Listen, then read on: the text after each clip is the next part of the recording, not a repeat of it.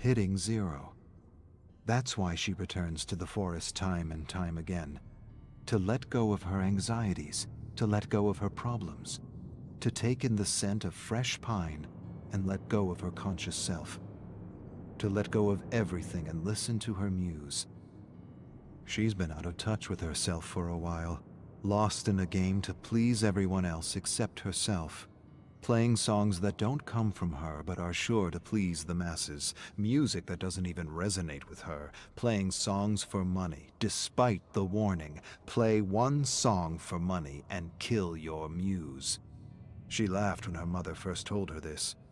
It seemed like a ridiculous thing to say. Her muse didn't seem to be going anywhere. She was hearing more songs in her head than she could play in a lifetime. Now, she's not laughing anymore. She's never felt so false and uninspired in her life, and more than ever she wants to reconnect with her music, her muse, herself. She closes her eyes and peels away the layers until her mind is empty and open to the great unknown.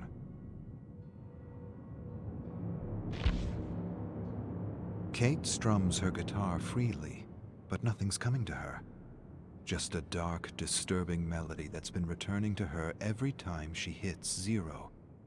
A melody so unlike anything she's ever played that she doesn't know where the inspiration comes from.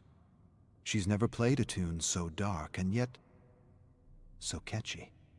The harder she tries to push the ominous melody out of her mind, the stronger it gets, the more it demands to be written down. She wants the melody to stop, and yet it's all she hears around her, above her, below her, beside her, within her. One endless, foreboding melody, a melody that just isn't her. Or maybe it is her. Maybe the show pony routine has changed her, corrupted her, perhaps even crushed her, and if not her, the best part of her, her muse. She stops strumming, closes her eyes, pushes everything out of her mind, and begins a slow and patient countdown back to zero.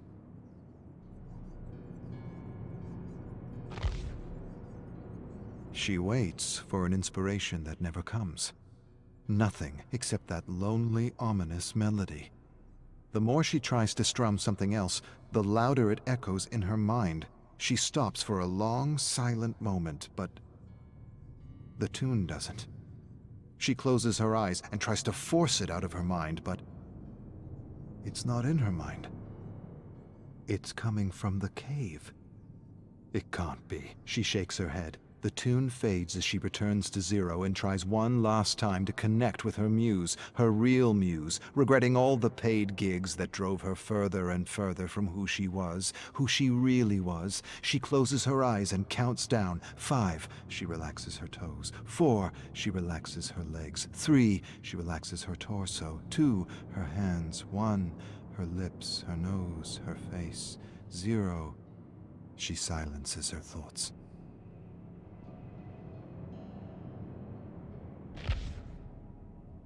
"3 hours and still nothing but that foreboding melody.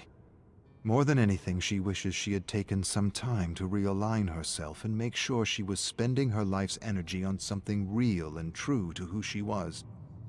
Instead, she squandered her life's energy on acts and routines and her piggy bank. That wasn't supposed to happen. Not to her.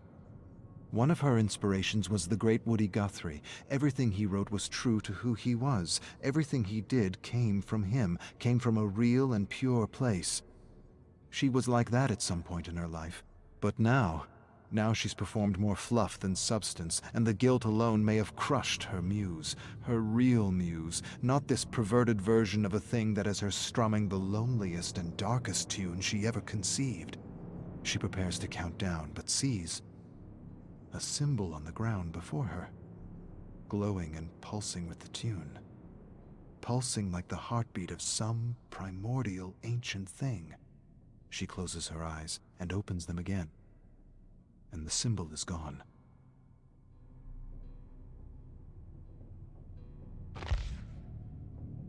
Kate screams in the lonely, desolate forest. She wants that tune out of her head. It's annoying her, frustrating her, blocking her. Even when she stops strumming her guitar, the melody continues as though with a life of its own, coming from everywhere and nowhere at the same time. She focuses for a moment and realizes the melody is echoing out from the cave. She surrenders to her dark muse. She stands and stares at the cave and sees a pulsing light. She closes her eyes and feels that her mind's playing tricks on her. But she knows better. She knows she's always sensed and felt things others couldn't. She once heard someone say that today's shamans are our artists, authors, and musicians, that unlike other people they are capable of accessing other thoughts, worlds, and ideas from otherworldly realms. She always had that ability, but never like this. Never so dark. It's as if the universe is punishing her for squandering her gifts.